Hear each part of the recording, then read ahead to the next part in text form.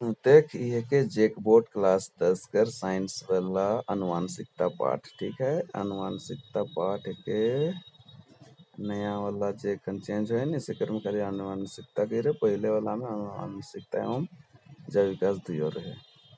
तो सवाल तो उकरे है, खाली सवाल को तनिक कम कर दे, तू ज्यादा चिंता ना के करे।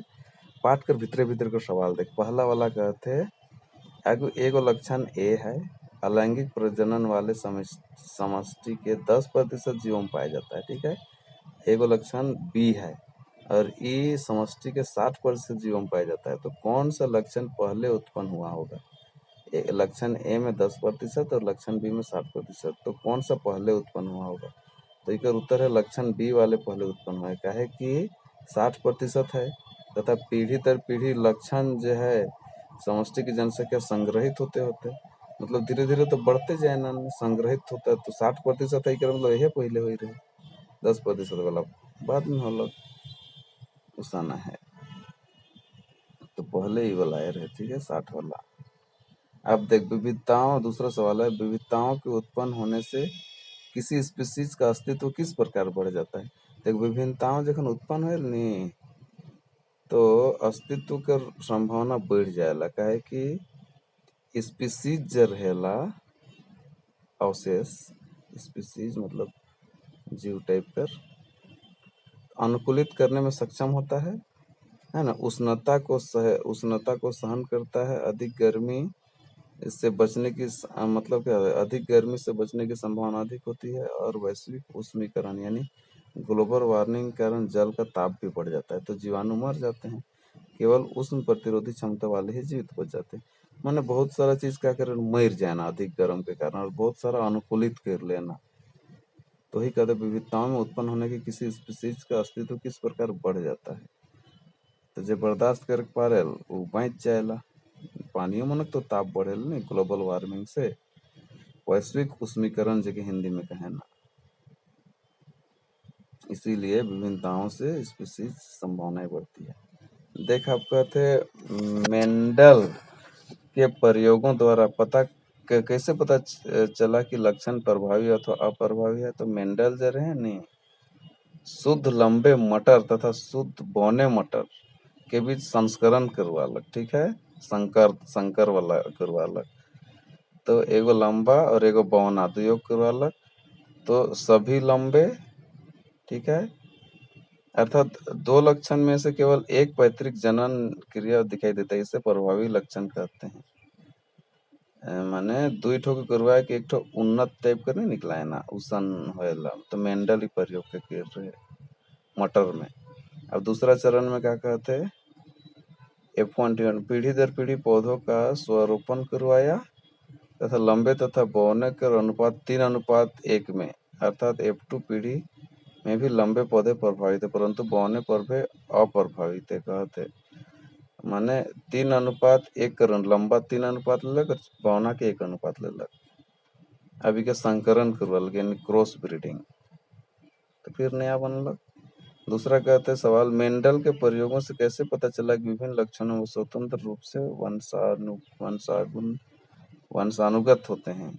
तो मेंडल के प्रयोग में F1 पीढ़ी के सभी पौधे लंबे थे, परंतु पुनः F1 पीढ़ी के 2 पौधों का संकरण किया गया, तब F2 पीढ़ी के या तो लंबे या बौने थे। तो लंबे तथा बौने का अनुपात 3:1 रहे। कोई भी पौधा बीच की ऊंचाई का नहीं था, अर्थात लंबे बौने वन के लक्षण स्वतंत्र रूप से वंशानुगत होते हैं। मतलब एगो लंबा रहे और एगो बौना रहे, बीच वाला कोई नहीं रहे कहते।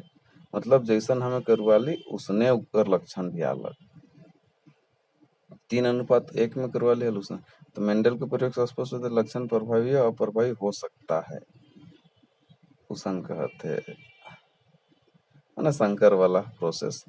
तीसरा सवाल, एक ए रुधिर वर्ग वाला पुरुष स्त्री जिसका रुधिर वर्ग ओ है, ठीक है, एगो ब्लड ग्रुप ए और एगो ब्लड ग्रुप ओ वाला है, शादी करते हैं। तो पुत्री का रुधिर वर्ग ओ है, तो यह सूचना पर्याप्त है कि आपसे कहा कौन सा विकल्प लक्षण रुधिर वर्ग ए अथवा ओ प्रभावी लक्षण। मतलब एक जनक ओ है एक जनक ए है, तो जो छुआ जन्म लग से ओ है तो कौन प्रभावी ज्यादा है कहते। तो देख नहीं, यह सूचना पर्याप्त नहीं है, क्योंकि ए वाला और ओ वाला, ए प्रभावी ओ प्रभावी ऐसा नहीं कह सकेला हमें। रुधिर वर्ग ओ हो सकता है यदि वर्ग ए अप्रभावी परंतु रक्त प्रभावी हो तो पुत्री का रक्त ओ हो सकता है, क्योंकि पिता और माता यही दोनों में लक्षण जाएगा। तो यदि रक्त वर्ग ए अप्रभावी है परंतु वर्ग ओ प्रभावी है तब पुत्री का जो है ओ हो सकता है वर्ग, मतलब ए वाला अप्रभावी होलक और ओ वाला प्रभावी होलक, तब निछुआ कर ओ होलक उसान। अब देख मानव में बच्चे का लिंग निर्धारण कैसे होता है, तो देख बच्चों का लिंग निर्धारण कौन कौन बात पर निर्भर करे। पहले तो अपने पिता कर किस प्रकार का गुणसूत्र प्राप्त हुआ है ना। बच्चे पिता एक्स गुणसूत्र वंशानुगत हुआ तथा लड़की का पिता वाई, तो शुक्राणु पहले एक्स वाई जुटलक, आधा एक्स और आधा वाई मिलके, तो एक्स एक्स वाला कल मादा, एक्स एक्स मादा वाला और एक्स वाई नर वाला और एक्स वाई नर वाला अलग, ठीक है। एक्स वाई और एक्स एक्स मिले तो माँ के अंडा कोशिकाएं अंड में ओवा सभी एक्स क्रोमोसोम, अतः नर तथा मादा उत्पन्न होने की संभावना 1:1 का अनुपात में होती है। नर या मादा कुछ भी हो सके लिकर में। अब देखा गया वे कौन से विभिन्न तरीके हैं जिनके द्वारा एक विशेष लक्षण वाले विशिष्ट जीवों की संख्या समष्टि में बढ़ सकती है। कौन सा विभिन्न तरीका कहते, तो देख विशेष लक्षण वाले तरीका में प्राकृतिक चयन है नेचुरल सिलेक्शन, प्रकृति द्वारा लाभप्रद विविधताओं वाले समष्टि को सतत बनाए रखने के लिए प्राकृतिक चयन कहलाता है। माने किसी भी व्यष्टि जीव की उत्तरजीविता तथा प्रजनन में लाभदायक होती है, अगली पीढ़ी में हस्तांतरित हो जाती है परंतु कोई लाभ या नहीं होने वाला वे लक्षण संतति में नहीं जाते। माने जैसन रहन उसने उमन आपस में प्रजनन कर लेना। उदाहरण के लिए कौवे, अधिक कौवे होंगे तो अधिक लाल श्रृंग उनका बनेंगे तथा भ्रष्ट बीनों की संख्या बढ़ेगी, क्योंकि हरी पत्ती की झाड़ियां में हरे भूंग को कौवे नहीं देख पाते हैं। जितने अधिक कौवे होंगे उतनी अधिक लाल श्रृंग उनके श्रृंगार बनने तथा समष्टि में हरे भृंगों की संख्या बढ़ती जाती है, क्योंकि हरी पत्ती की झाड़ियां में हरे भुए भुए को कौवे नहीं देख पाते हैं। क्या बोल लेला। अगला पीढ़ी के बारे में बताते हैं। दूसरा अनुवांशिक विचलन, इकर में है जेनेटिक ड्रिफ्ट। कभी कभी आकस्मिक दुर्घटना के कारण समष्टि के ज्यादातर जीव मर जाते हैं।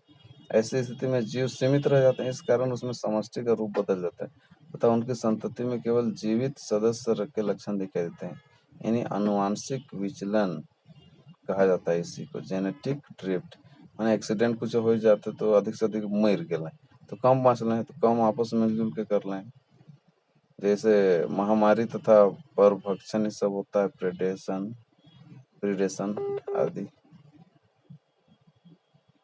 देख आगे है विभिन्नताएं एवं अनुकूलन। देख विभिन्नताएं में अनुकूलनता पर्यावरण में जीवों के उत्तर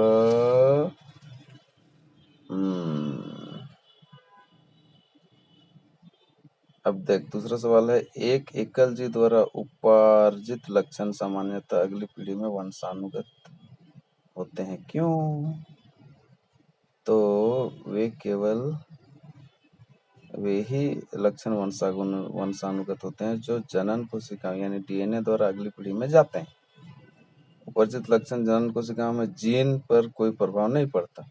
कई ऊतकों में होने वाले परिवर्तन लैंगिक कोशिकाओं में डीएनए में नहीं जा सकते, माने डीएनए के द्वारा भी दूसरा पीढ़ी में जाएला करते।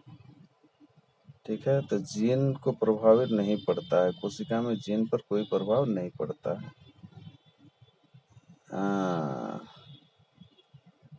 डीऑक्सीराइबोन्यूक्लिक कैसन इकट्ठा डीएनए का फुल फॉर्म डीऑक्सीराइबोन्यूक्लिक एसिड की का तो बताया रहे रीना। कई ऊतकों में होने वाले परिवर्तन लैंगिक कोशिकाओं में डीएनए में नहीं। देख अगला सवाल है, बाघों की संख्या में कमी आनुवंशिकता की दृष्टि से चिंता का विषय क्यों है? देख बाघ की संख्या में कमी आवत है, चिंता का विषय इसलिए है कि बाघ विलुप्त हो जाते हैं। स्पीसीज का जो जीन है हमेशा के लिए खत्म हो जाएगा।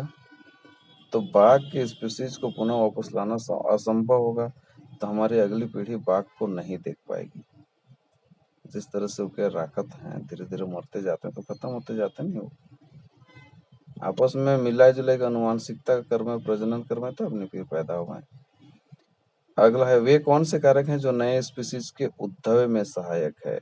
कौन सा कारण है? तो पहला तो जीन प्रवाह, जेनेटिक फ्लो जिसका का स्तर कम होना। दूसरा है प्राकृतिक चयन यानी नेचुरल सिलेक्शन। तीसरा है विभिन्नताएं। चौथा है भौगोलिक पृथक्करण के कारण। और ये वाला अगला सवाल है, क्या भौगोलिक पृथक्करण स्वरागित स्पीसीज पौधों के जाति उद्भव के प्रमुख कारण हो सकता है? क्यों और क्यों नहीं? नहीं, भौगोलिक पृथक्करण जो है स्वपरागित स्पीसीज के पौधों के जाति उद्भव का प्रमुख कारण नहीं हो सकता, क्योंकि पौधे दूसरे पौधे पर आगे जनन प्रक्रिया के लिए निर्भर नहीं करते हैं। एक पौधा है, दूसरा पौधा उमन में तो जनन हो पे नहीं कर, तो एक दूसरे में निर्भर थोड़ी है। अगला देखो, तो भौगोलिक पृथक्करण स्वपरागित स्पीसीज के पौधे की जाति उद्भव के प्रमुख कारण हो सकता है? नहीं हो सकता है, क्योंकि ये पौधे दूसरे पौधे पर आगे जनन प्रक्रिया नहीं करता है। तीसरा सवाल है, क्या भौगोलिक पृथक्करण अलैंगिक जनन वाले जीवों के जाति उद्भव का प्रमुख कारक हो सकता है? क्यों और क्यों नहीं? नहीं, क्योंकि अलैंगिक जनन करने वाले जीवों का जनन के लिए किसी अन्य जीव की आवश्यकता नहीं पड़ती है। उन्हें अलैंगिक जनन वाला के लिए जनन में किसी और चीज की जरूरत नहीं पड़ेगा। अगला सवाल देख, उन अभिलक्षणों का एक उदाहरण दीजिए जिनका हम दो स्पीशीज के विकास से संबंध निर्धारण के लिए करते हैं। समझांदकों की उपस्थिति में हमें दो सदस्य विकसित संबंध स्थापित करने की सहायता मिलती है। देख, पक्षी हो गया क्या, सरीसृप और जल स्थलचर की तरह स्तनधारियों के 4 पैर, ठीक है, 4 गो हैला, तो सभी में पैरों के आधारभूत संरचना तो एक ही जैसा हैला, परंतु कार्य अलग अलग हैला। ऐसे अंग समजात अंग कहलाते हैं। ये अभिलक्षण इंगित करते हैं कि वे समान जनक के वंशानुगत हुए हैं। मतलब है सबक 4 ठो पैर आपस में, लेकिन सबकर अलग अलग है गुण धर्म काम धंधा से ले। सब जानवर देखो मन 4 ठो गोड़ वाला है कहीं। तो दो स्पीशीज के सदस्य में विकसित संबंध स्थापित करने में सहायता मिलती है। पक्षियों, सरीसृप एवं जलस्थलचर समान संरचना, ठीक है। अगला है, क्या एक तितली और चमगादड़ के पंखों को समजात अंग कहा जा सकता है? क्यों और क्यों नहीं? नहीं, वे अंग जिनकी आधारभूत संरचना समान है परंतु कार्य तो अलग अलग है, समजात अंग कहलाते हैं। लेकिन तितली और चमगादड़ के पंखों की आधारभूत संरचना भिन्न है परंतु एक कार्य में एक समान है, इसलिए इन्हें समरूप अंग कह सकते हैं। दुयोकर जैसे उड़ेकर काम आवे नहीं, तो समरूप अंग हमें कह सके, लेकिन कार्य अलग अलग है। बहुत रहे तो समझा तक कहा जा सकता, क्यों नहीं कहा जा सकता? संरचना भी है किंतु कार्य समान है।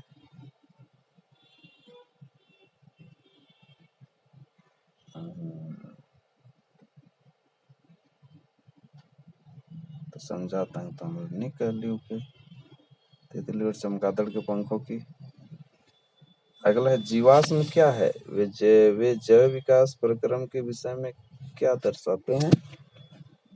देख, जीव और उसके कुछ मने का कहला, जमीन में जो दैब जाएला जीवाश्म का मतलब होता है जेकर अपघटन नहीं हो पाएला, ठीक है, उसने रह जाएला, जेके हम परिरक्षित कह सकीला, इसी को जीवाश्म कहते हैं।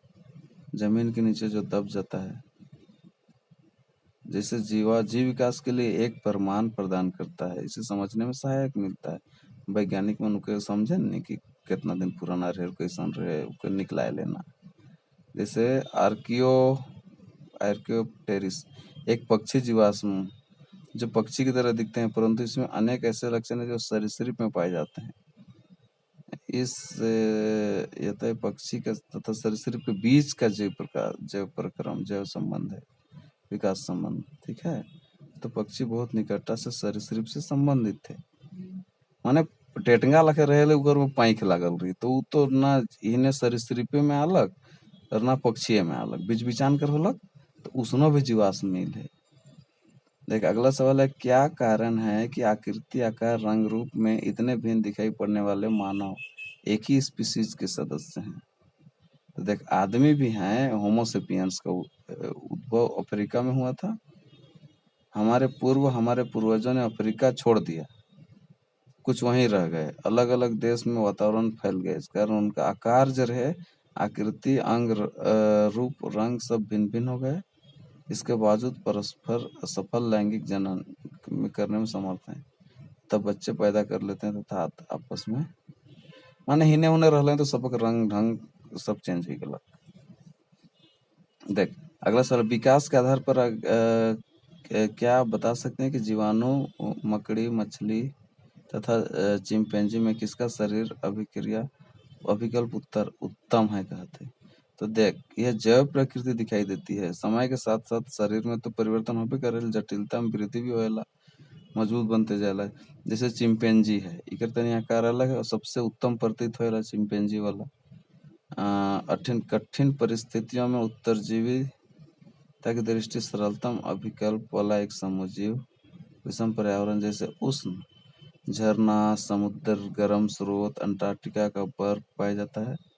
यह आवश्यक है कि जटिल शारीरिक अभिकल्प वाले जीव विकास से दृष्टि से सरल शारीरिक अभिकल्प वाले जीवों से उत्तम है, क्योंकि ये कठिन परिस्थितियों में भी जीवित रह पाते हैं।